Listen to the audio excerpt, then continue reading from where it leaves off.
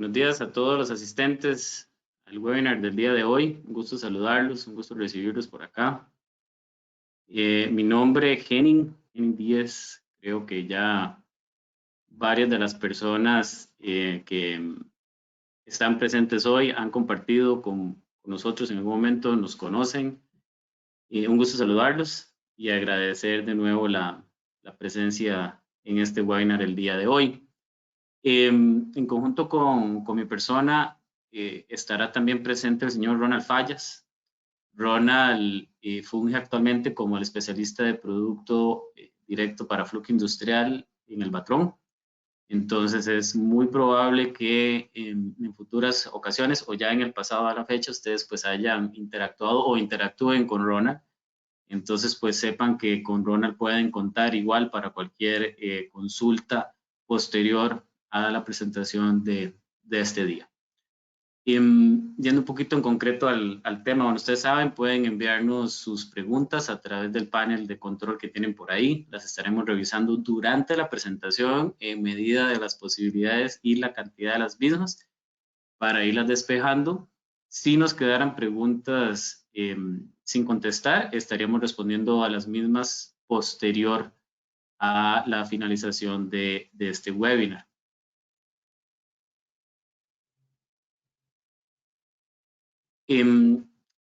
Dicho esto, vamos siendo ya 9:03 de la mañana, vamos a dar inicio con el webinar o la presentación propia para el día de hoy. Voy a quitar la cámara para no quitar más atención de la cuenta. Listo. El tema que nos trae hoy es principios de medición de aislamiento. Por experiencia, es un tema que genera bastante controversia a la hora de conversar del mismo. Existen conceptos, existen creencias y sobre todo malas praxis alrededor de cómo medir correctamente el aislamiento en cables, en motores. Entonces la idea del webinar de hoy es entrar un poco en el tema, dar al final es una pincelada, tenemos aproximadamente 1 hora de tiempo para hablar de esto, entonces no podemos ahondar en gran detalle, pero sí queremos como dar a ustedes un vistazo alrededor de este mundo de medición de aislamiento, siempre apalancado en la misma teoría que nuestro fabricante Fluke pues dispone para usted. Ahí les recuerdo, muy importante, en la página de Fluke, ustedes entran en fluke.com, eligen país Costa Rica. En una sección de la página pueden encontrar una parte que se llama ahí Centros de Formación y pueden buscar dentro de Centros de Formación medición de aislamiento. Ahí hay videos, hay PDFs, hay notas, hay muchísima información alrededor del tema. Que ustedes eventualmente pueden tomar, pueden ampliar. ¿Okay? Tengo por ahí que no se escucha a alguien. No sé si Ronald me puede confirmar por chat que sí estemos con buen audio. ¿No? Al menos sí lo escucho al 100% y sí veo su presentación al 100% sin interrupciones. Perfecto. Muy bien, gracias. Entrando entonces en el tema.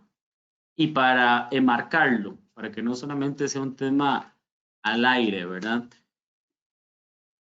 ¿Dónde colocamos la técnica o la necesidad, diríamos más, de medir aislamiento? Bueno, mucha gente dirá, bueno, es que la medición de aislamiento pues es una práctica necesaria para nosotros poder tener conocimiento de el correcto estado de un cable o de un motor previo a su funcionamiento o durante el mismo. Sí, pero como práctica, pues otra vez forma parte del paquete de técnicas relacionadas a mantenimiento y sobre todo mantenimiento predictivo. Y entonces, ¿qué es el mantenimiento predictivo? Creo yo que seguramente, estoy totalmente seguro que todas las personas que comparten con nosotros esta mañana pues han escuchado el término antes y lo conocen, que básicamente es la técnica de mantenimiento que nos permite a nosotros prever o adelantarnos, poder determinar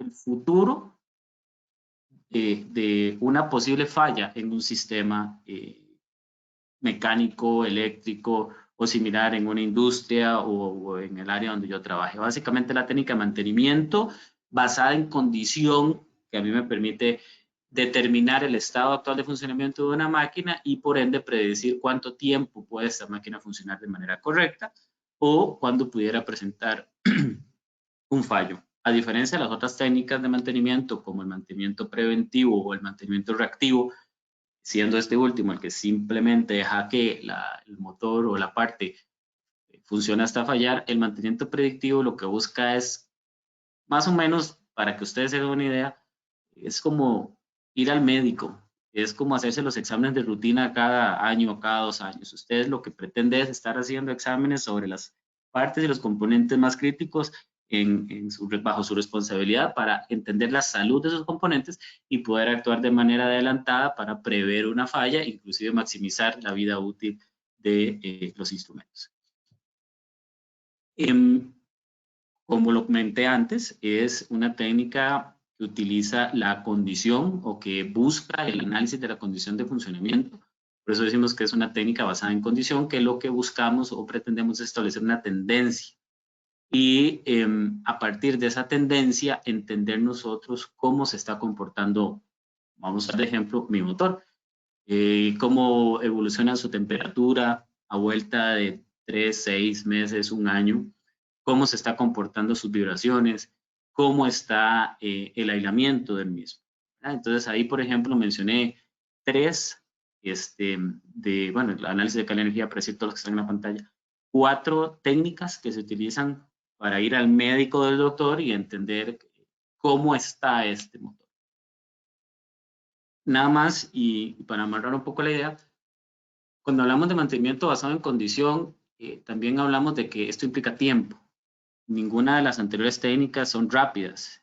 Algunas son más prácticas que otras, pero siempre van a requerir tiempo. Entonces, el reto en una industria o el reto en el mundo del mantenimiento es saber a cuáles equipos tengo yo que darle mayor atención y a cuáles menor atención cuando, o más bien en función de la criticidad de la operación en una planta. Ahora, para gente que dirá, mira, yo en una planta tengo un motor de 200 HP y tengo un motorcito de 10 HP, entonces tengo que ponerle más atención al de 200 porque es más caro. Pueda que eso sea cierto, de hecho es una buena afirmación, sin embargo, pudiera ser el caso que el motor pequeño sea más crítico y me genere un paro que cueste muchísimo más a la industria de lo que significaría un paro en el motor grande. Entonces, siempre hay que entender la criticidad de la parte o del equipo, el elemento, no sé, parte de mi proceso que yo vaya a analizar para entender a cuál de ellos tengo que dedicarle mayor atención en el mundo del mantenimiento. Entonces, bueno, dicho todo esto, vamos a entrar ya en materia. La medición de aislamiento es definitivamente una de estas técnicas de mantenimiento predictivo que pues debemos realizar típicamente en partes como cables, motores, transformadores, etc.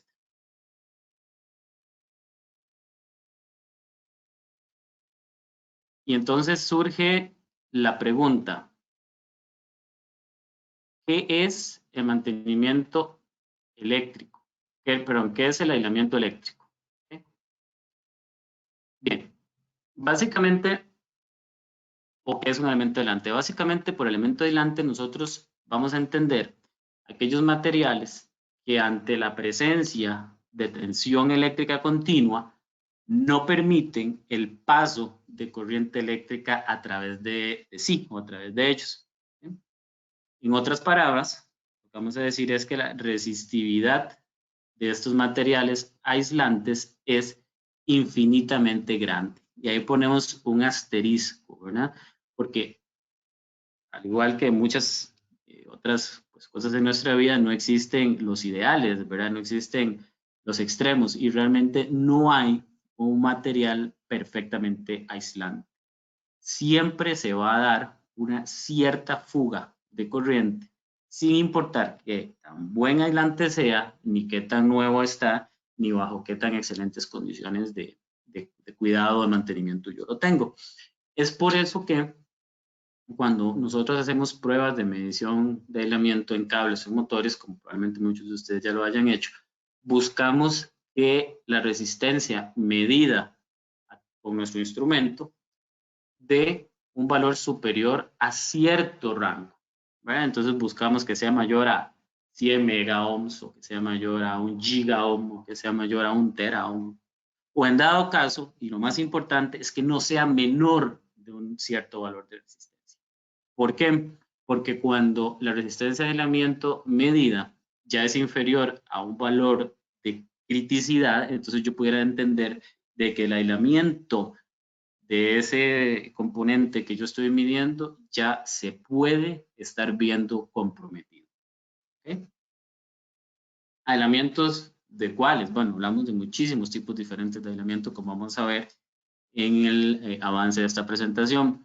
Desde forros propiamente de los cables, como aquí pueden ver en el cablecito verde, ahora el forro externo verde de un cable, los forros internos de los diferentes conductores en un cable multiconductor, o el aislante, por ejemplo, que existe en un motor respecto de los cables entre sí, o la resina de los cables de las bobinas, etcétera. Entonces, por eso también la tendencia o la práctica de medir pues implica la consideración y la validación de diferentes componentes dentro de un sistema, como vamos a ir viendo ahorita adelante.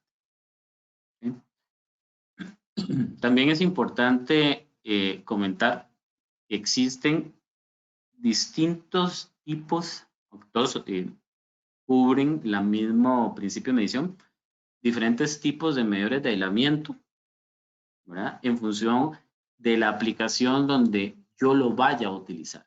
Entonces, por ejemplo, tengo medidores de aislamiento como el que está en la foto, que son medidores de aislamiento pequeñitos para hacer mediciones donde la tensión máxima de operación no supere los 1000 voltios, y tengo medidores de aislamiento ya mucho más grandes que me permiten elevar la tensión de prueba al orden de 5000 o 10.000 voltios inclusive.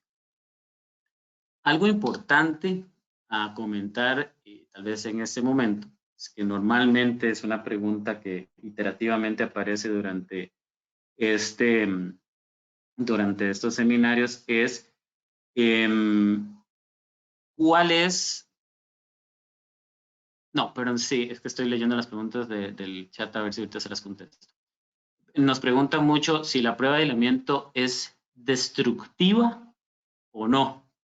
Y es muy importante aclarar que una prueba de aislamiento no es una prueba destructiva, sabiéndola utilizar, por supuesto, y respetando los niveles de tensión, como veremos más adelante, para evitar exponer los cables a tensiones superiores a las tensiones de diseño para las cuales fueron producidos desde su fabricación.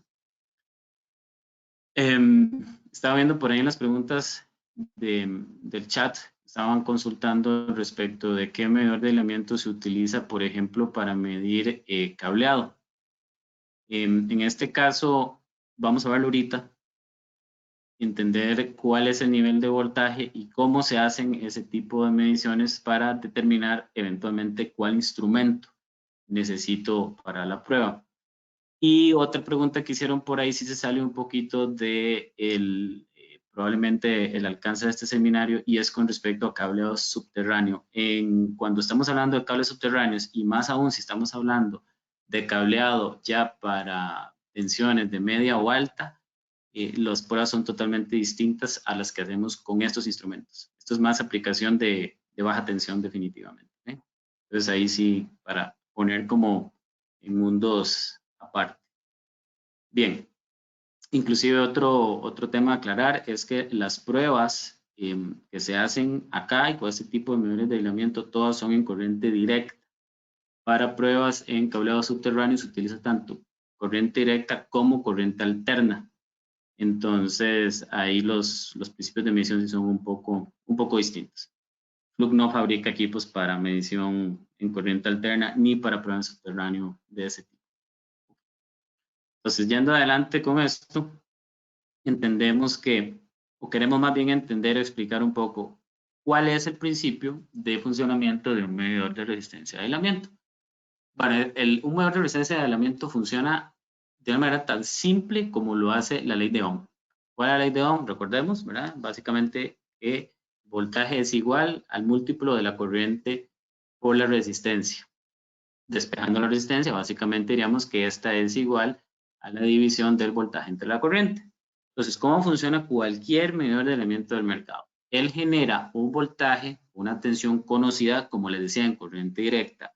Esta tensión puede ser 250 voltios, 500, 1000, 2000, 5000, 10000. ¿De cuánto va a ser el valor? Bueno, obviamente depende de las capacidades de generación de tensión que tenga el medidor de aislamiento, como de la escalado que tenga ese equipo, ¿verdad? Entonces, ustedes podrán ver que, por ejemplo, un medidor de aislamiento de 1000 voltios típicamente van de 50 en 50 hasta los 500 y después de 250 en 250 hasta los 1000. Entonces, 50, 100, 150, 200, ahí sucesivamente.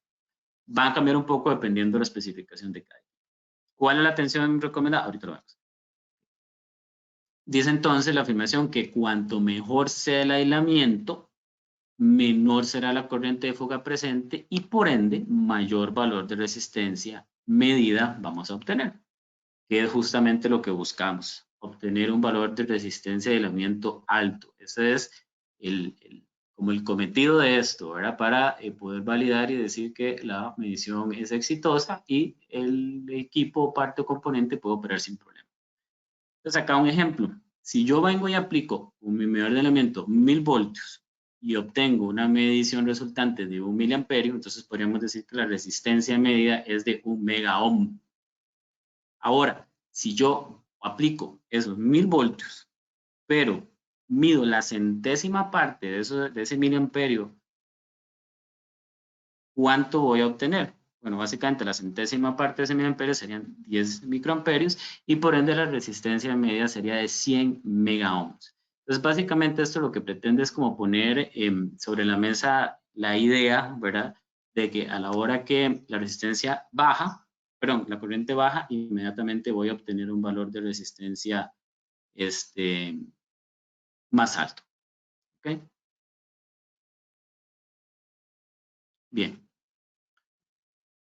¿Qué tipo, entonces, de corrientes de fuga nosotros vamos a observar o nos vamos a enfrentar en nuestro diario haber y enfrentados pues con las diferentes pruebas de resistencia al ambiente que vamos a hacer?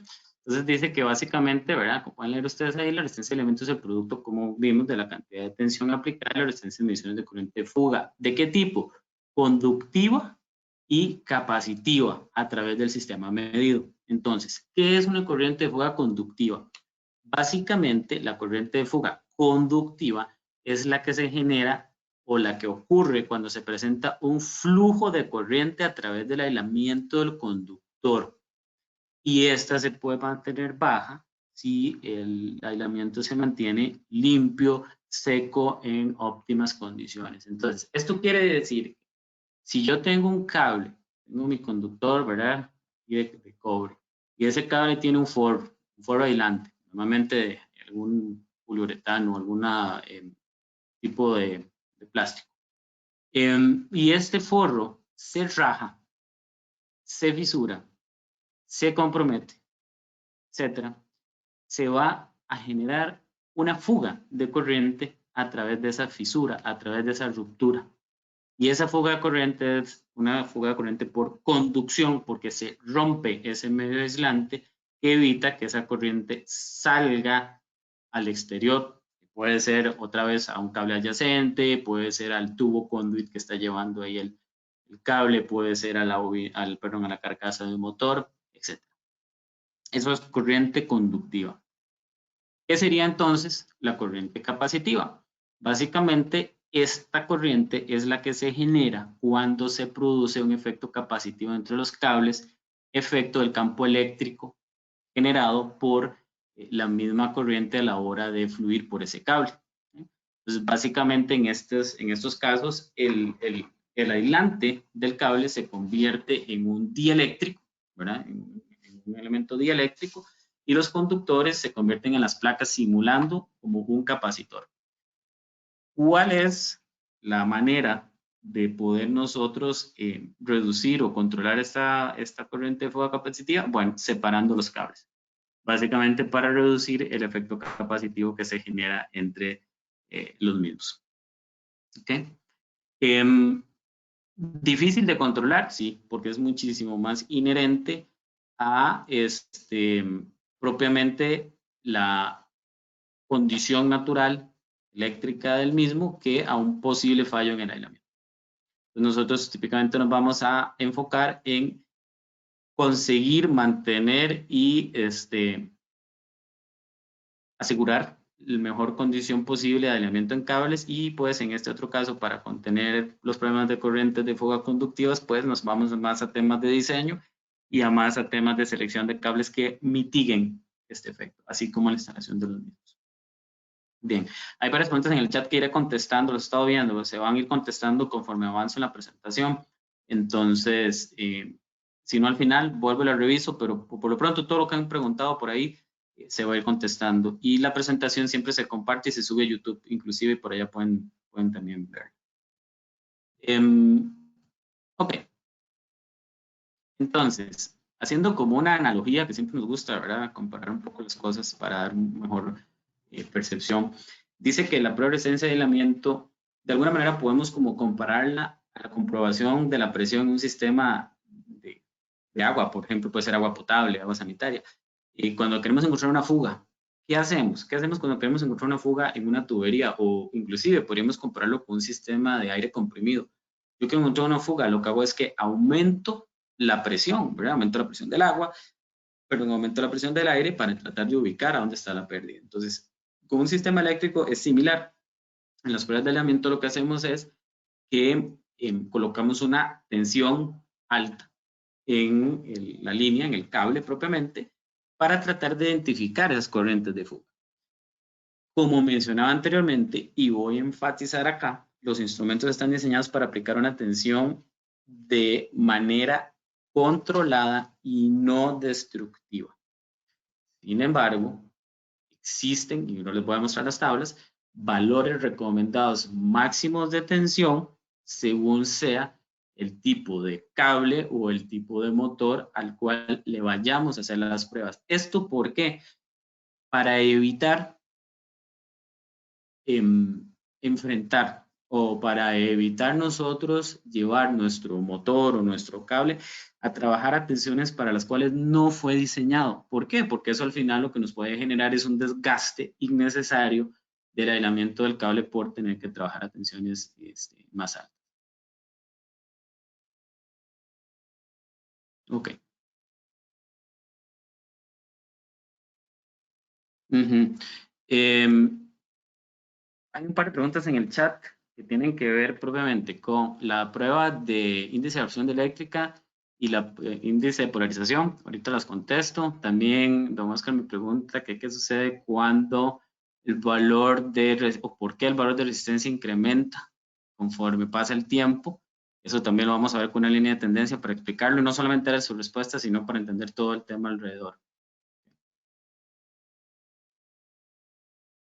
Bien. Ahorita sigo contestando preguntas para no desviarnos mucho del tema. Todos vienen acá adelante las respuestas. Y como para separar un poco ¿cómo se llama esto? Los conceptos, ¿verdad? Y no cometer errores. Hay gente que a veces nos dice, mire, yo puedo utilizar un multímetro convencional para hacer mediciones de resistencia. La respuesta es, de resistencia de elemento, la respuesta es no. ¿Por qué? Porque un multímetro, prácticamente todos pueden medir resistencia, utilizan valores de voltaje muy bajos. Y esos valores de voltaje definitivamente no van a generar, como vimos, la presión suficiente en el cable para generar corrientes de fuga mínimas necesarias y obtener realmente información respecto de la integridad del aislamiento del cable. ¿Sí? Muy bien.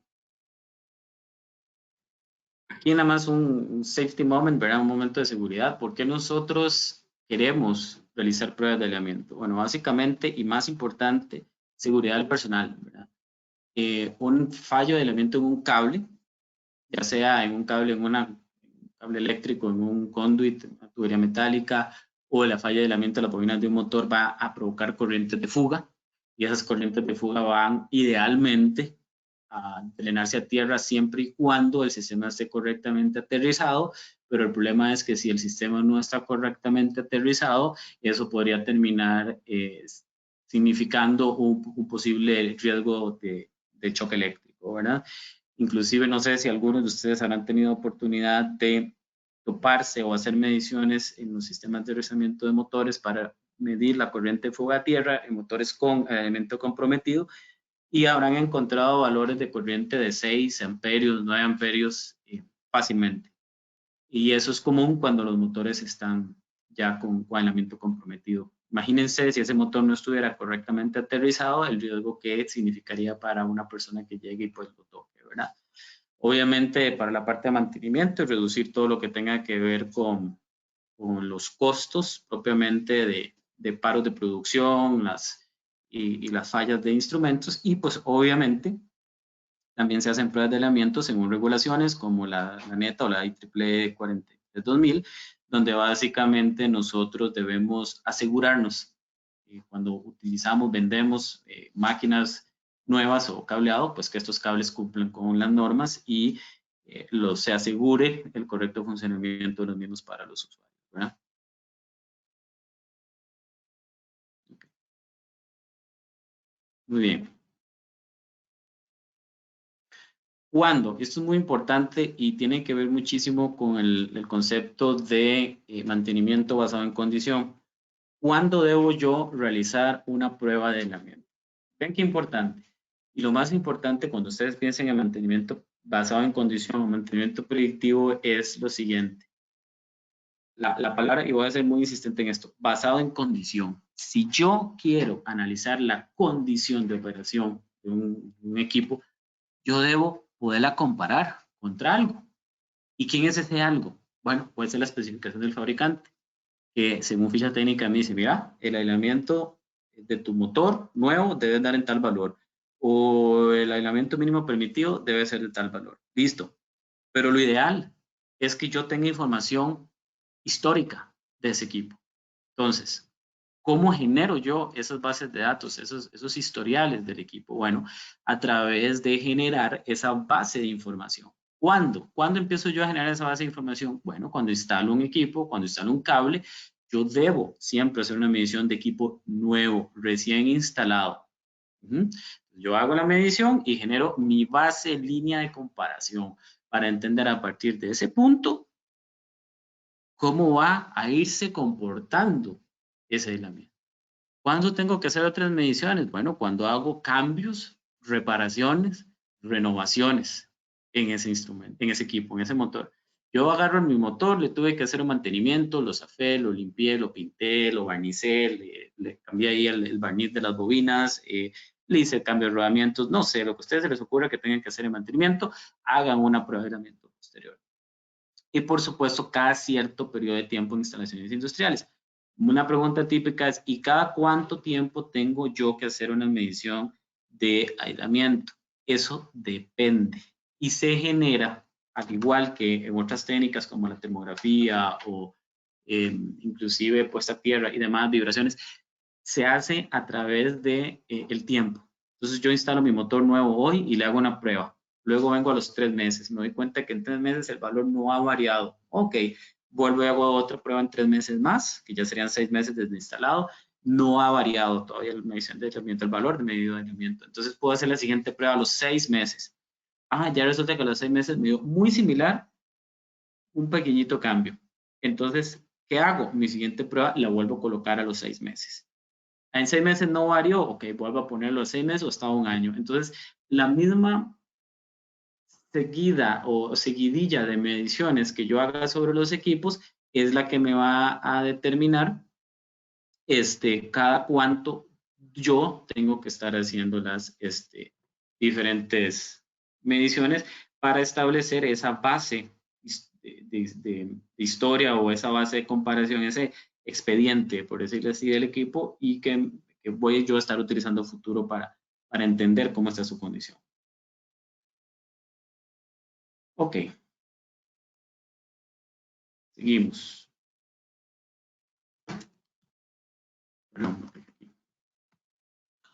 ¿Cuáles son variables? Y ya casi entramos a lo que ustedes quieren ver exactamente la medición, cómo se hace, pero variables que afectan el aislamiento que tenemos que tener en cuenta, porque esto nos puede generar primero desgastes y problemas de pérdida de aislamiento, o, cuidado, nos pueden generar variaciones en las mediciones obtenidas. Esto es importante considerarlo y tenerlo en cuenta. Entonces, ¿qué variables mecánicas causan o pueden afectar el aislamiento? Por supuesto, excesivos arranques y paradas de los motores. Eso los va a desgastar. Bien saben ustedes que muy diferente la vida útil que se le puede obtener a un motor de arranque directo, a un motor que tenga arrancador suave y o variador de velocidad, ¿verdad? Por supuesto, se va a desgastar de una manera más suavizada. Luego, los altos niveles de vibración existentes en una planta o en la misma carga propiamente del motor. El deterioro de los rodamientos. Si yo no le doy el adecuado mantenimiento a los rodamientos, al cabo de un tiempo voy a terminar comiéndome el aislamiento propiamente del cable por vibraciones mecánicas que estoy imprimiendo al mismo o por el efecto temperatura que generaría también trabajar con aislamientos desgastados. Y sobre todo la sobrecarga de un motor. Motores que trabajen sobrecargados van a generar aumento de corriente que al mismo tiempo va a generar calentamiento del motor y eso se va a traducir inmediatamente en desgaste y afectación directa del aislamiento. Ahorita tengo una lámina donde les voy a mostrar el efecto temperatura en un motor y cómo es tan agresivo el mismo. Causas químicas como vapores, líquidos o gases corrosivos, polvo, aceite, agua. Todos estos agentes químicos externos pueden hacer dos cosas: degradar el aislamiento existente, ya sea en los bobinados de los motores o en los cables, o de alguna manera afectar el valor medido de aislamiento. De hecho, hay una pregunta ahí en el chat que trato de irlas viendo aleatoriamente. Perdón, si las que no les contesto ahorita y si no me alcanza el tiempo, se los dije al inicio, se las contestamos posteriormente vía correo electrónico. Pero preguntaban que una vez desconectado un motor, ¿cuánto tiempo tengo que dejarlo reposar para poder hacer una medición de aislamiento? Mire, no hay como una regla que te vaya a decir, mire, tengo que dejarlo media hora, tengo que dejarlo una hora. El tema es cuál es la condición típica de ese motor. ¿A qué voy con eso? Por ejemplo, si usted tiene motores que traen ambientes muy húmedos, entonces esas bobinas van a estar obviamente húmedas, el motor va a estar probablemente frío y eso va a hacer que a la hora que yo haga la prueba de aislamiento, el valor quizás me dé más bajo del real aislamiento que existe ahí. Laboratorios o talleres de reparación y de reparación de motores, bobinado de motores, muchas veces lo que hacen es que estos motores o siempre lo que hacen es que los motores los hornean, los calientan, los llevan a una condición estándar de temperatura y de humedad para garantizar una trazabilidad de las mediciones. Entonces, tal vez lo más importante en este caso es no tanto el tiempo que yo pueda dar o no, sino considerar bajo qué condiciones estoy haciendo yo la prueba.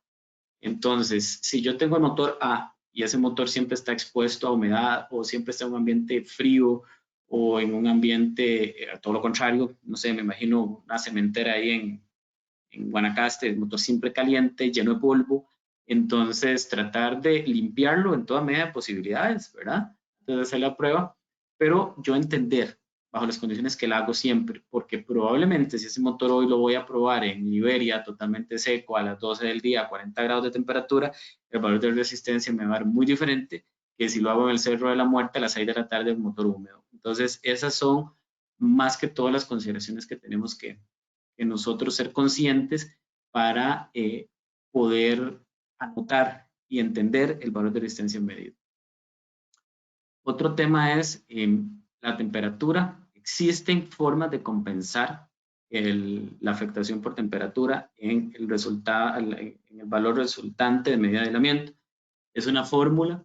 Si ustedes desean, se les puede compartir. Hay un documento, inclusive es descargable de la página de Fluke, que explica el paso a paso de cómo hacer una medición de aislamiento y si se desea hacer una compensación por temperatura. Otro tema ahí que me gustaría pues también poner en contexto, ¿verdad? Siempre en el tema de mantenimiento, cuando nosotros, y otra vez, estas charlas son muy enfocadas al mundo del mantenimiento, al mundo de la necesidad de la corre-corre de las plantas y de los ingenieros y de los técnicos de mantenimiento de tener que resolver y obtener un valor ya, porque todo se ocupa ya, para poder validar o descartar el posible operación de una parte u otra. Cuando nosotros utilizamos técnicas de mantenimiento basadas en condición, predictivo, normalmente buscamos valores no absolutos, sino valores relativos que nos permitan tener un entendimiento general de qué está pasando con mi motor, con mi sistema. Quiero con esto decir que no vamos a enfocarnos tanto en si el motor, en la medida que, perdón que el motor es como lo más común en el medio del aislamiento, si la medida resultante del aislamiento del motor está en, vamos a decir, 1 gigaohm, o si está en 1.05 gigaohm, o si está en 1.1 gigaohm. No me interesa tanto. Lo que me interesa saber es que está en el orden de los gigas y no en el orden de los Ks. Porque si tengo 1000 ohmios, ese motor está muerto. Si está en el orden de los gigaohms, probablemente está bien. Entonces, otra vez es entender eso. Es entender que trabajamos con valores relativos. Entonces, cuando tenemos compensación por temperaturas, por ejemplo, es cuando queremos llegar ya a valores muy justos y tal vez en nuestro diaria responsabilidad y nuestro diario haber no va a ser tan necesario. Vamos a ponerlo un poquito en contexto. Y ahí, por supuesto, las causas eléctricas, alto voltaje, sobrecarga, voltajes transitorios, mala calidad de energía. ¿Y qué hablamos por mala calidad de energía? Problemas de armónicas. Y sí, bingo, los variadores de velocidad generan armónicas. Si yo conecto un motor a un variador de velocidad, el motor se va a ver afectado por armónicas y eso le va a generar problemas, le va a generar calentamiento. Cuidado a la hora de seleccionar motores para uso con variador, tienen que ser diseñados para esa aplicación, si no nos vamos a comer más rápido el ambiente. Y un tema que tal vez no esté explícito ahí es el desbalance de voltaje en la entrada de los motores. Eso también genera problemas en la operación del motor que se traducen en el corto tiempo a desgaste de los mismos. ¿Okay?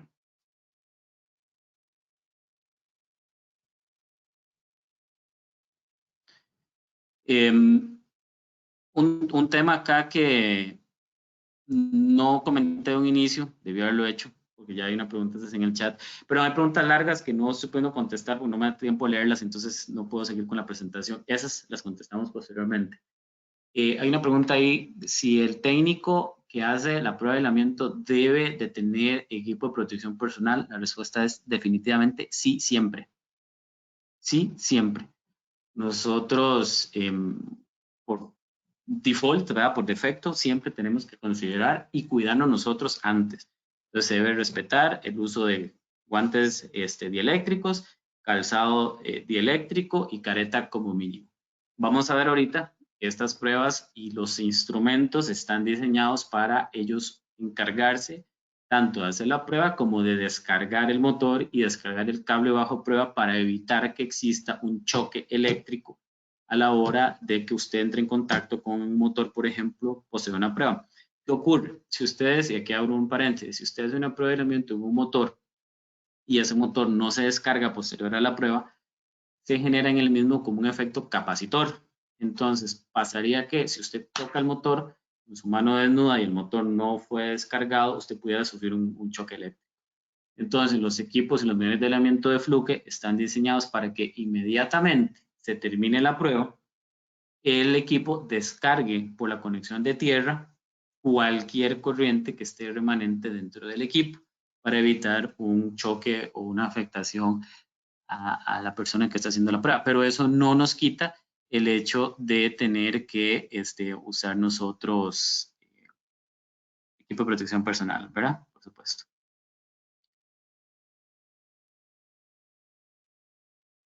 Ya vamos a ver lo de los valores de resistencias permitidas. Ya lo vemos en un momento.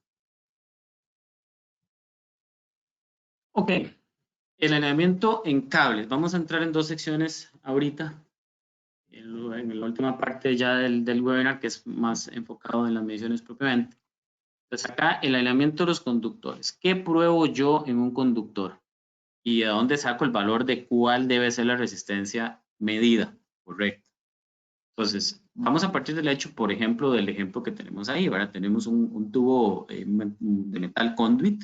Dentro del tubo conduit tengo un cable de tres líneas que tiene ahí su forro, y cada una de las líneas de ese multiconductor tiene un forro, cada una de ellas, para evitar pues que vaya a haber, por supuesto, conductividad entre ellas. Entonces, primero y muy importante, cuando voy a probar un cable, debe estar suelto de ambos lados, no conectado a ningún otro elemento. Entonces, los dos extremos del cable sueltos.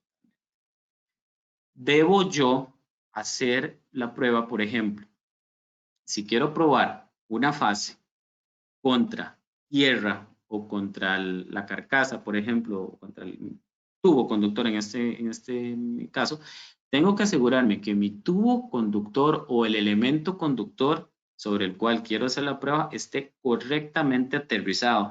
Y este aterrizamiento, por supuesto, tiene que hacerse de manera adecuada al sistema de puesta a tierra que tenga la instalación o la infraestructura donde yo esté haciendo mis pruebas. Entonces, si yo, por ejemplo, voy a probar este cable contra tierra, me tengo que asegurar que ya sea conecto mi medidor de aislamiento a la tierra, estando seguro que este conductor o este tubo está aterrizado anteriormente, o genero una conexión física para estar yo totalmente seguro de que esta condición se está cumpliendo. La mayoría de los errores que se cometen a la hora de hacer pruebas de aislamiento es que no nos aseguramos de esta conexión física. Entonces la gente se la pide, qué raro, el valor de aislamiento me da infinito, o no mide el equipo, o me da error. Es porque no tengo la referencia colocada de manera correcta. Igualmente, si quiero hacer pruebas fase contra fase, tengo que asegurarme que la fase de referencia también esté aterrizada. Entonces, normalmente, ¿qué probamos? Probamos una fase o cada fase con respecto a la canalización, y una fase contra otra, estando siempre esa fase puesta a tierra. La pregunta aquí muchas veces es, ¿cuál es el valor que debo obtener resultante en un cable? Ese es un poco complejo y viene de una fórmula. Esa fórmula va a contemplar la distancia que tengo de cable o de cableado, ¿verdad? Para una prueba de 500 voltios en este caso, por ejemplo, dice acá, ¿verdad? R, la resistencia en megaohms por cada 1000 pies de cable basada en una prueba de corriente, perdón, de voltaje directo a 500 voltios a una temperatura de 15 grados Celsius. Luego necesitamos la constante K del material de forro del cable, nos las tiene que dar el fabricante, tenemos que saber cuál es ese factor K, y necesitamos conocer al menos el valor del diámetro externo del cable como del diámetro interno. Entonces, ¿qué necesitamos nosotros para poder determinar y obtener un valor específico de resistencia de aislamiento en el cable? Toda esta información, ¿y quién nos la tiene que dar? El fabricante del cable, quien probablemente te podría dar de antemano el valor de resistencia de aislamiento mínima aceptable para el cable que te está vendiendo. ¿Okay? Y bueno, este tipo de pruebas se debe hacer siempre que se haga instalación de cableado eléctrico, sea en sistemas de iluminación, sea en sistemas de toma corrientes, sea en sistemas de ramales de distribución, etc. ¿Por qué? Porque ustedes pueden recibir el cable en su caja, perfecto, nuevo, pero a la hora de instalarlo, a la hora de alarlo por las canalizaciones, pudieran cortarlo, pudieran romper el aislamiento. Imagínense que ustedes lo alan y por alguna razón pasa por una superficie filosa y se corta. En ese instante se compromete el aislamiento. Entonces, por eso es que se deben hacer este tipo de pruebas para estar seguros que no se haya comprometido el aislamiento.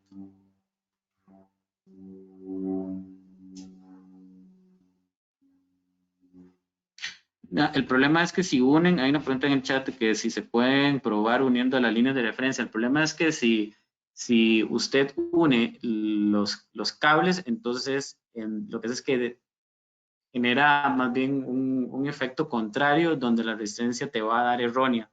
porque estarías cortocircuitando las mismas e inclusive puede que la resistencia dé cero a la hora de hacer ese tipo de prácticas. Lo ideal es cada cable contra el otro, cada fase contra ellas y ellas a tierra, no hacer la práctica de cortocircuitarlas. Y si se cortocircuitan, tienen que estar seguro que no esté involucrando el cable que esté probando. Entonces, lo ideal es hacerlas de manera... Bien. Hablando un poquito de la parte de motores, que sé que es normalmente una de las áreas donde más se generan preguntas de medición de aislamiento, quiero empezar con la parte del efecto temperatura, ¿verdad? Dice que, acá el texto, un sobrecalentamiento en un motor eléctrico reducirá la duración y la eficiencia del mismo si ésta no se corrige a tiempo. Y hay una regla súper crítica y muy importante tenerla siempre en mente. Dice que por cada 10 grados de incremento la temperatura de operación de un motor, se pierde aproximadamente la mitad de la vida útil del mismo. ¿Por qué? Porque se daña el aislamiento. Por debajo de esa temperatura, la vida útil se duplica. Así de crítico, 10 grados por encima de la temperatura máxima de operación de ese motor, la vida útil se reduce a la mitad. ¿Y dónde me saco yo ese valor de vida, temperatura máxima? Bueno, según la clase de aislamiento del motor, ya no cuando el motor arranca, sino como dice acá, estabilizado en su funcionamiento, va a ser, según clasificación, la combinación de la temperatura ambiente, el posible incremento por temperatura, toda relación con su operación y condiciones ambientales, la tolerancia de punto caliente, para llegar al final a una combinación de todas las anteriores donde nos dice que, por ejemplo, un motor clase A a una temperatura ambiente de 40 grados Celsius va a generar una temperatura total del sistema máxima de 100, o va a tolerar, perdón, una temperatura máxima del sistema de 105 grados Celsius. Pero quiere decir que si yo llego a 115 grados medidos, ya ahí estoy a la mitad, estoy comprometiendo a la mitad de la vida útil de mi motor. Si llego a 125, agravo aún más la situación y así sucesivamente hasta poder dañar el mismo. Entonces hay que tener mucho cuidado con los motores y la temperatura máxima de operación de estos para no comprometer el aislamiento según el efecto térmico que se genera. ¿Okay? Bien. Voy a acelerar un poquito porque estamos sobre las 9:49 y no extendernos mucho del tiempo máximo. Cuando medimos aislamiento en un motor, muy importante, podemos hacer tres cosas y ya que voy contestando preguntas anteriores. Podemos medir o hacer una comprobación puntual, podemos hacer la prueba de índice de polarización, que vamos a ver qué es, y podemos hacer el índice de absorción eléctrica. Lo más importante siempre a tener en cuenta es, o lo que yo les recomendaría siempre es, duden. Siempre duden cuando hacen pruebas. ¿Por qué? Ya lo vamos a ver. Pasa muchísimo con medición de aislamiento que cometemos el error de quedarnos solamente con la comprobación puntual. ¿Y qué es eso? Bueno, y básicamente, ¿verdad? Yo tengo mi motor y como les decía anteriormente, ya sea en la caja de conexiones, ¿verdad? Tengo mi conexión a tierra en la caja de conexiones, entonces pongo mi medidor de aislamiento a tierra y empiezo a hacer las pruebas. Cada una de las diferentes bobinas, la bobina 1, bobina 2, bobina 3. Aquí obviamente hay que entender un poco cuál es la conexión interna del motor. Si es un motor trifásico, pues si es una estrella no tiene chiste hacerlo independientemente porque es un punto común todas ellas, pero si son equipos que vengan con múltiples taps o conectores, entonces sí tengo que entender de qué manera lo tengo configurado para asegurarme que estoy probando las bobinas de manera independiente o si es un motor monofásico también. Pero más allá de la configuración que él tenga, estar seguro que estoy conectado físicamente a tierra y que voy a ir haciendo las pruebas en cada una de las bobinas. El tema es el siguiente. Cuando yo vengo y hago, vamos a verlo aquí, vengo y hago mi primer prueba. Hago toda mi conexión perfecta, lo pongo a tierra, tomo la bobina A, conecto el cable, le doy el botón de prueba de aislamiento, lo sostengo ahí, no sé, 5 o 10 segundos y me dice que tengo 100 megaohms. Ahorita vamos a la tabla de valor mínimo de resistencia, pasa o no pasa. 100 megaohms. Usted dirá, ok, tengo 100 megaohms. 100 megaohms es el valor mínimo que yo voy a aceptar para dar un motor como funcional. Listo, lo mando a operación, váyase. Resulta que meses más tarde me devuelven el motor dañado, cortocircuitado. Y dice, pero qué raro, yo le medí el aislamiento hace un tiempo y ese motor estaba bien. Otro caso, igual, pongo otro motor, hago la prueba, me da 500 megas, ¿sí? Nuestra pura vida. Ese motor está bien, no me preocupo, váyase. Resulta que cuando uno hace comprobaciones en el tiempo, ¿verdad? Tal vez esta gráfica no me va a ayudar mucho para entenderlo por la escala que tiene. Creo que va a ser rápido. Aquí. Voy a mostrar y explicar con esto y me regreso. Cuando yo hago una prueba puntual, voy a obtener el primer valor, ¿verdad? Que como les decía, pues el 100 megas, en este caso son como 70, 60, 70 megas. Resulta que cuando, ¿se acuerdan que hablamos al inicio de el tipo de corriente de fuga, ¿verdad? Entonces, hablamos que el aislamiento del cable se puede ir rajando, entonces se empieza a generar una corriente de fuga a través del mismo forro, etc. Entonces, esta corriente de fuga, o más bien, para poder plantearles bien la idea, listo. Cuando yo expongo el motor a un voltaje constante en un cierto periodo de tiempo, puede ocurrir, o de hecho ocurre, que si existe un problema con el aislamiento del cable y ese aislamiento está rajado, se empiezan a generar o se empiezan a producir, empiezan a fluir corrientes de fuga a través de esa rajadura conforme el voltaje se mantiene presente en el tiempo. Entonces, ¿qué pasa? Que yo tomo mi primer valor ahí a los segundos y me da bien. Me espero un minuto y todavía, mira, el valor subió, qué interesante. Me espero otro poquito, 2, 3 minutos, el valor subió, ya listo. Sí, está cerca de 100 megas, chao motor, está todo bien. Pero resulta que si yo mantengo ese voltaje por un tiempo mayor, digamos unos 10 minutos, empiezo a notar que posterior a cierto tiempo, digamos en este caso 5 minutos de prueba, el valor de resistencia empieza a bajar. Y este efecto de esta curva descendente, como lo pueden ver ustedes en la presentación, lo que da a entender y demuestra es que el aislamiento está húmedo o rajado. Todavía, si es un problema de humedad, no es tanto el tema porque lo que tengo que hacer es básicamente mantenimiento, limpiarlo y parte sin humedad. Pero si está rajado, probablemente ya tenga yo que hacer un mantenimiento mayor en él. Entonces, ¿qué quiero mostrarles con esto? Que si ustedes se quedan con valores puntuales, podrían dejar pasar por alto problemas como este, cuando el aislamiento está húmedo o está rajado. ¿Qué debe siempre de ocurrir ante la presencia de un voltaje constante en un motor con un correcto aislamiento? El valor debe subir en el tiempo, no bajar. Siempre debe subir. Entonces, conforme pasa el tiempo, 1 minuto, 2, 5, 10, usted tiene que ver que el valor aumenta, aumenta, aumenta. Puede llegar a estabilizarse, pero nunca caer. Si el valor empieza a caer, es ejemplo de que tengo un problema de aislamiento.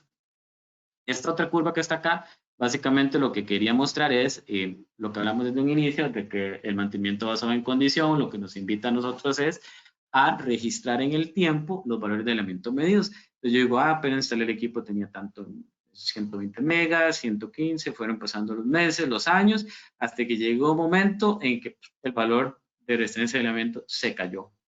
Se fue a cero, ¿por qué? Porque se cortocircuitó, se dañó, lo que fuera. Entonces hago otra vez mi mantenimiento, lo mando al taller, lo reparo y vuelvo a empezar a llevar mi curva de registro.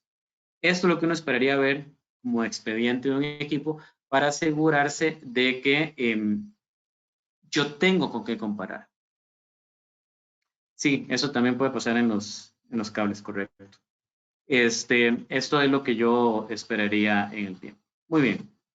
¿Qué más? Entonces, ¿qué voltaje debo aplicar de acuerdo a qué equipo?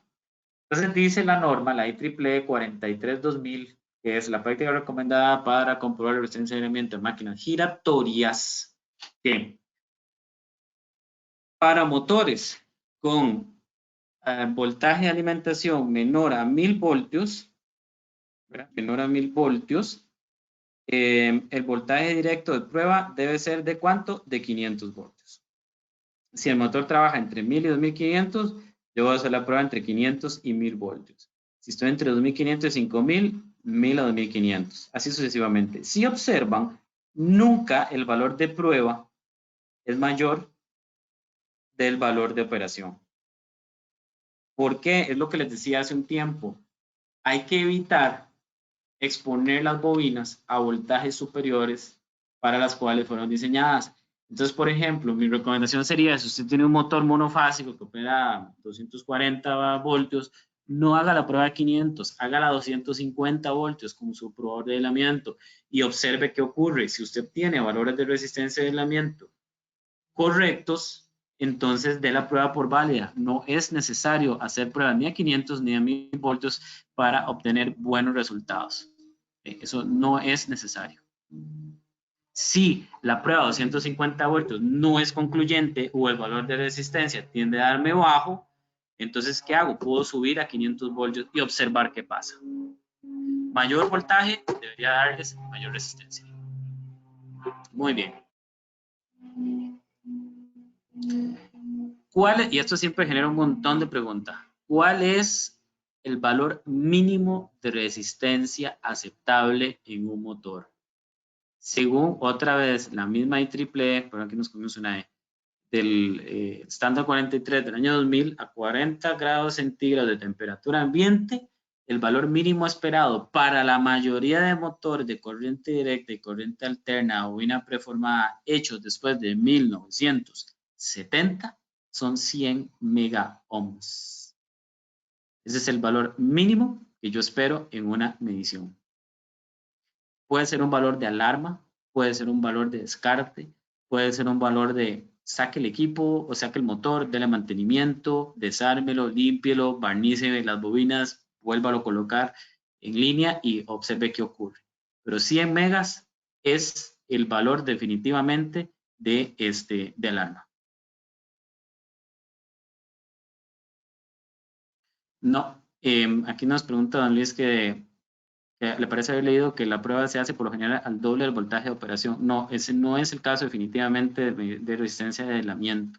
Como aquí lo podemos ver y no lo decimos nosotros, lo dice la norma, ¿verdad? La IEEE 43-2000, el voltaje debe ser inferior al voltaje de bobinas deseablemente, justamente para que la prueba no sea destructiva, para no exponer las bobinas a valores para las cuales no fueron diseñadas. ¿Okay?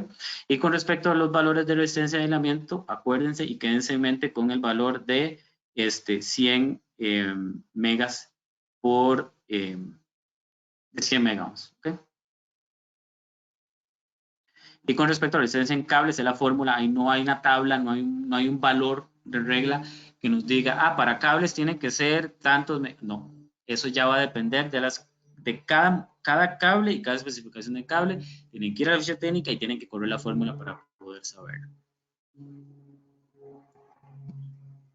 Mismo aplica, igual me están preguntando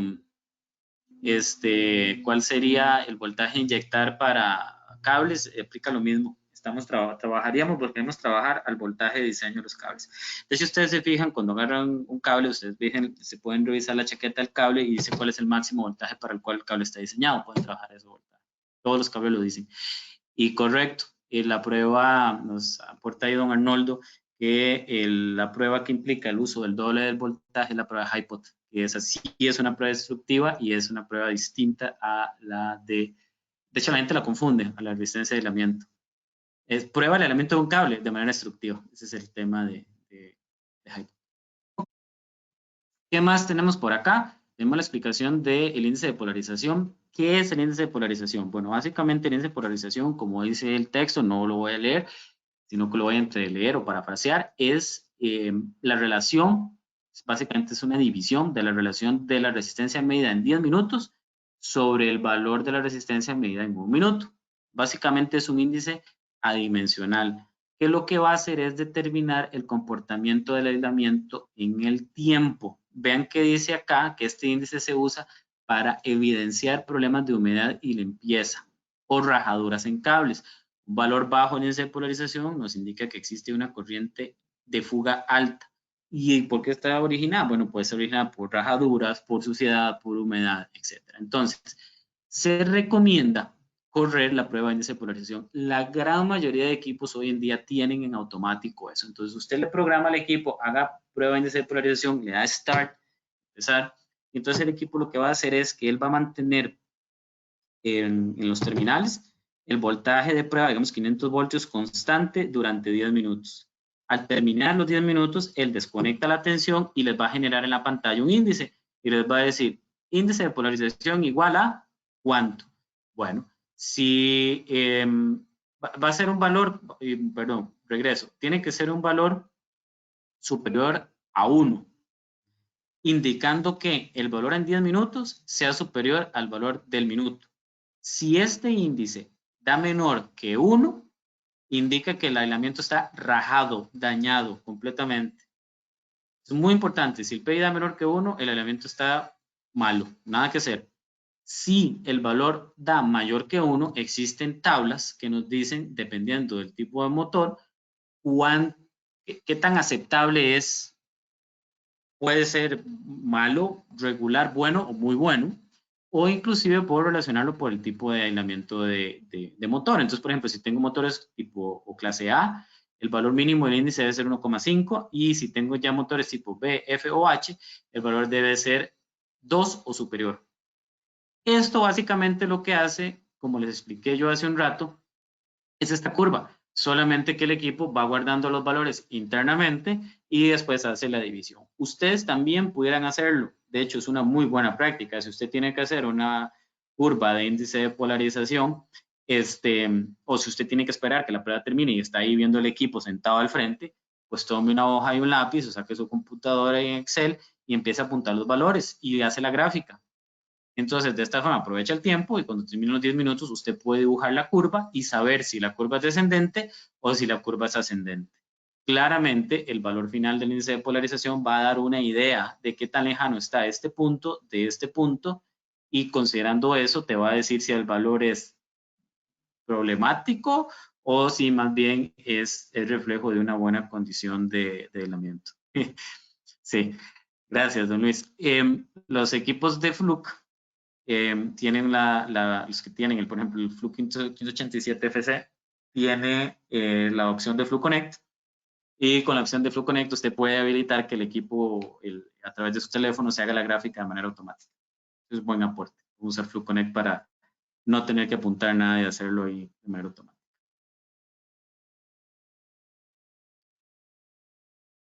De hecho, entre leyendo acá un poco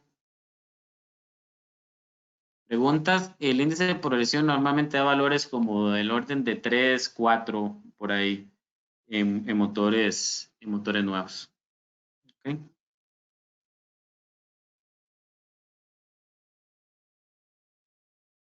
Bien, luego hay preguntas ahí ya más específicas respecto, por ejemplo, cuando se hacen mediciones en transformadores o se hacen mediciones en motores que estén contenidos en aceite, cosas por el estilo, ya cada uno de esos motores o trafos tienen variables específicas que se deben tomar en cuenta a la hora de hacer las mediciones de aislamiento para poder llegar a los valores correctos, justamente por considerar la prueba bajo las condiciones propias de operación. Existe un documento que nosotros podemos compartir con ustedes para que puedan leer y puedan ampliar un poco más del tema de medición de alimentos. Es un PDF que de hecho lo publicado por Fluke, es como 8 o 9 páginas y entra en un amplio detalle del tema de medición de alimentos. Ahora al final de la presentación está mi correo. Igual pueden escribirnos a fluke@elbatron.com, fluke@elbatron.com. Ese correo lo leemos Ronald y yo y ahí pueden solicitarnos que les enviemos ese PDF. ¿Okay? Que esté interesado. Otra vez, esta presentación es genérica industrial. Ahí yo quiero hacer esa salvedad, ¿verdad? Hay casos de motores especiales para aplicaciones especiales donde las consideraciones ya son inherentes y propias a esas máquinas. Luego está el índice de polarización, el índice de acción eléctrica, que es como una prueba rápida similar al índice de polarización. En este caso, igual, verifica la presencia de humedad y contaminantes. En este caso, en un tiempo mucho más corto. De hecho, inclusive lo que hace es la relación de 1 minuto sobre 30 segundos. Y aplica el mismo concepto, donde lo que voy a tener es un valor adimensional y ese valor adimensional pues me puede dar una tabla y determinar en función de la resultante si la condición es peligrosa, pobre, buena o excelente, ¿verdad? La recomendación normalmente es en el PI, si tenemos tiempo podemos hacer un PI y obtener un mejor resultado. Esta prueba del DAR es una prueba rápida, si no tenemos tiempo podemos ir a hacer esto. Y ya aquí como para ir más sobre el final de la presentación, consejos para realizar pruebas de alimento efectivas. O sea, dice, si el sistema del equipo está puesto fuera de funcionamiento y se desconecta, el equipo debe ponerse fuera de funcionamiento y desconectarse todos los demás circuitos, interruptores, etcétera. Obviamente aplica para los motores y otro tema importante es siempre que sea posible, la prueba de elementos motores debe hacerse directamente en la caja de conexiones, no en el cableado. No comentamos el error de hacer la medición en el cableado. Ok, luego, ¿qué más? Tenemos la superficie del conductor, tenemos que estar seguros que no tenga hidrocarburos ni otros materiales extraños que puedan convertirse en conductores de humedad. En el mundo ideal, esto debemos hacer. Debemos tomar el motor, limpiarlo, estar seguro que no esté contaminado, etc. Eso es ideal hacerlo. Sabemos de que no siempre es posible. Entonces, lo que les decía anteriormente al inicio de la presentación, y otra vez enfocado a la realidad del mantenimiento en una planta, es tome nota de bajo qué condiciones está haciendo usted la prueba para que entienda cómo esas pruebas pueden afectarlo. ¿Okay? El voltaje aplicado debe ser el adecuado para el sistema que se esté probando. Si tiene dudas sobre la tensión, use una inferior. No es necesario utilizar tensiones más altas de las de diseño. Inclusive, bueno, acá dice, por lo general resulta adecuado probar el elemento con el doble de la tensión que normalmente recibe, siempre y cuando el equipo lo permita y no sea necesario hacerlo, no lo hagamos. Eso no va a hacer más que estresar eléctricamente el cable y es innecesario. Otro tema que hay que tener cuidado también es entender el equipo que yo estoy, no sé si está aquí, no. Entender el equipo que yo estoy utilizando. ¿A qué se refiere eso? Los medidores de aislamiento tienen especificación de resistencia máxima de medida en función de voltaje que se esté aplicando.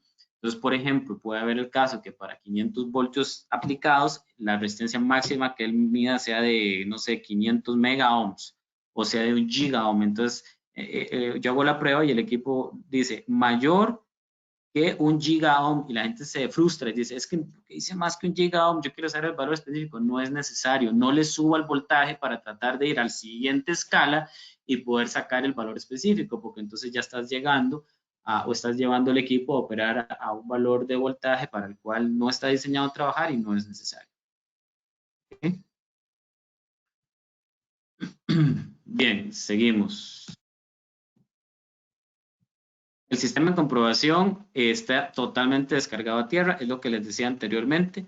Asegurarnos que el equipo esté correctamente aterrizado y que se descargue después de cada prueba. Muy importante, los equipos de Fluke hacen esa descarga de manera automática. Y otra vez desconecte completamente el equipo de los variables de velocidad, de cualquier elemento al cual pudiera estar eventualmente conectado y tomar en cuenta el efecto temperatura cuando estemos trabajando en extremos como los que comentamos anteriormente. ¿Okay? Y aquí finalmente, como comentamos, existe una variedad grande de equipos en función de lo que yo quiera hacer y del presupuesto para el cual se cuente. Equipos como el 1587 y el 1507, estos son los dos instrumentos más vendidos para aplicaciones en menos de 1000 voltios, y los grandes, el 1550, el 1555, que ya nos llevan a valores posibles de media de 5000 o 10.000 voltios. Deme un momento para leer un poco preguntas acá.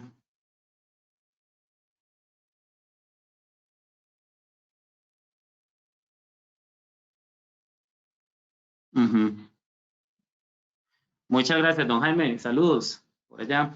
Don Jaime nos está haciendo un aporte ahí muy bueno en el chat. Nos decía que es muy importante que las personas, voy a leerlo literalmente, es importante que las personas que estén supervisando las inspecciones eléctricas cuando se hacen mediciones entiendan 2 puntos. Uno, tener un equipo de calidad que tenga todas las certificaciones y que conozcan los valores de las pruebas. Creo que es un equipo que da un valor agregado a los servicios eléctricos. Muchas gracias. Gracias a usted, don Jaime. Y de hecho nos pregunta inmediatamente después don Carlos Vega de que cómo se puede calibrar la herramienta. Y don Mauricio nos pregunta inmediatamente que cada cuánto es bueno verificar o calibrar el equipo. Me hizo gracia, pues son como 3 cosas seguidas muy relacionadas al tema. Sí es importante, al margen de la herramienta que ustedes compren, asegúrense que la herramienta no solamente diga el papel que hace algo, sino que realmente hayan laboratorios terceros que lo certifiquen, que el equipo está no solo diseñado para cumplir, sino que está certificado, que hayan laboratorios terceros que aseguren que el equipo realmente puede y hacer las pruebas con la seguridad de diseño específica y va a tener la precisión para la cual se les está a ustedes ofreciendo. Respecto a las calibraciones, miren, ese es un tema medio subjetivo, depende un poco. Un fabricante como Fluke te dice que bajo uso estándar de la herramienta se deben calibrar cada 2 años. Si la herramienta es bien tratada, ¿verdad? Puedes tener ciclos de calibración de 2 años. Si la herramienta tiene un uso exhaustivo, puede ser cada año, pero cuidado porque hay normas, por ejemplo la ISO 9001, exige que la planta que tenga esos equipos sean calibrados cada año. ¿A dónde lo podemos calibrar? Bueno, si usted tiene un equipo Fluke, puede calibrarlo con nosotros en Euruca, con mucho gusto. Ahí tenemos centros de calibración y en los diferentes países donde tenemos oficinas también podemos darle los servicios. O pueden buscar, ya sea si tienen equipos de otro fabricante, con el proveedor, su representante, buscando que ellos tengan laboratorio privado, o si no, existen laboratorios nacionales en todos los países donde ustedes pueden enviar los equipos a calibrar. Lo importante es que los calibren, ¿verdad? Pueden enviarnos otras preguntas específicas, ¿ok? ¿Qué más? Un tema ahí que siempre les recomiendo, si en algún momento desean decantarse por una herramienta Fluke, pidan que sea herramienta que ya venga con FluConnect, que es la plataforma de comunicación actual del fabricante y ayuda muchísimo. Definitivamente para lo que es la administración de los datos es sumamente práctico.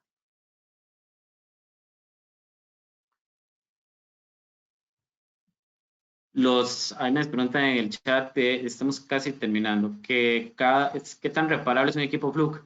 Es muy reparable. Los equipos Fluke tienen muchísimos repuestos. De hecho, la única manera que un equipo Fluke no se pueda reparar es que se queme la tarjeta electrónica principal. De ahí en adelante, muchísimos componentes, pantallas, perillas, fusibles, baterías, placas de baterías, todo eso se reemplaza. ¿Okay? ¿Cómo elijo yo un comprobador de resistencia de aislamiento? Bueno, pregúntese qué equipo va a probar. Primero hago una lista de lo que usted tiene en planta y por ahí va a decir, yo creo que el punto de descarte más fácil es cuál es su tensión. ¿Trabaja usted a más de 1000 voltios? No, ok, no necesita más allá de un 1587 o de un 1507. No necesita un equipo de más de 1000 voltios si usted no tiene más de 1000 voltios en planta.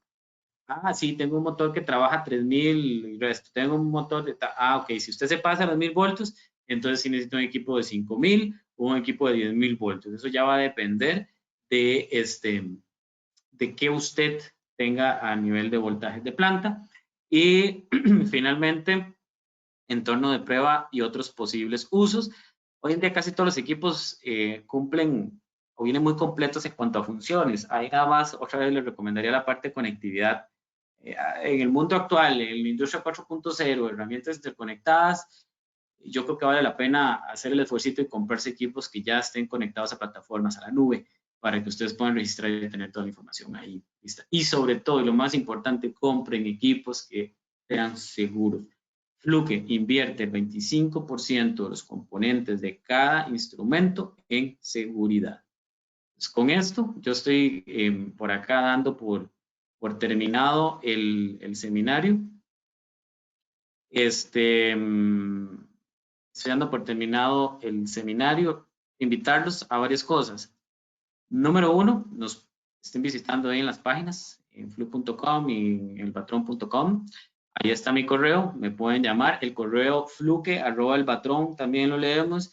Y el correo de Ronald es así de rápido, fallas@elpatrón.com también. Pueden escribir a Ronald Y invitarlos a estar muy atentos con nosotros. De hecho, voy a hacer un cambio muy rápido, es una cuñita final de presentación. Viene mucha cosa nueva en Fluke. Estamos con nuevos analizadores de calidad de energía. Esto es para quienes estén relacionados al mundo de calidad de energía. Vamos a tener la serie 1770 en lanzamiento. Esto estamos en la parte de preorden. Esto no es público. Hasta el 16 de este mes salen páginas web del mundo. Si quieren información, nos escriben. Equipos acá para pruebas de parchos solares, la cámara acústica, cámaras termográficas de última generación, pinzas amperimétricas que miden voltaje sin contacto, sí, voltaje sin contacto, así como lo escucharon, pinzas amperimétricas que miden potencia, probadores para estaciones de carga. Hay mucha cosa nueva, entonces no dejen de estar preguntando ahí con sus vendedores, con sus conocidos de Fluke para que les estén ayudando. Y también recordarles, perdón, Henning, el próximo webinar el 18 de noviembre y 2 de diciembre. Con esto estoy dando por terminado y por cerrado el seminario del día de hoy. Las preguntas que no contesté durante la presentación, las estaremos contestando Ronald o yo vía correo. Les agradezco mucho a todos por el aporte. Hay preguntas un poco largas, por eso no las podemos contestar, porque no me da tiempo de leerlas y seguir con la presentación, pero créanme que las vamos a revisar y se las vamos a estar compartiendo. Les agradecemos a todos el compartir con nosotros, el ser parte de estos eventos. Definitivamente el patrón hace estos webinars por y para ustedes y conforme siempre haya presencia de ustedes, pues seguiremos presentándoselos. Les agradecemos muchísimo, que tengan un bonito resto de día y un bonito resto de semana. Muchas gracias a todos. Gracias, Henning. Muchas gracias. A ustedes.